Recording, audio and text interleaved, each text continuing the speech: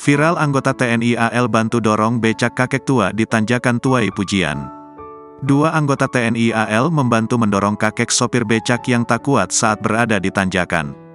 Terlihat dalam unggahan akun Instagram Inspirasi _Hidup Kita, dua orang anggota TNI AL yang sedang berboncengan lalu melihat seorang kakek sopir becak sedang menarik penumpang. Namun kedua anggota TNI AL tersebut melihat sang sopir becak itu tidak kuat untuk mendorong ketika berada di tanjakan, pasalnya terdapat dua penumpang yang ada di becak itu.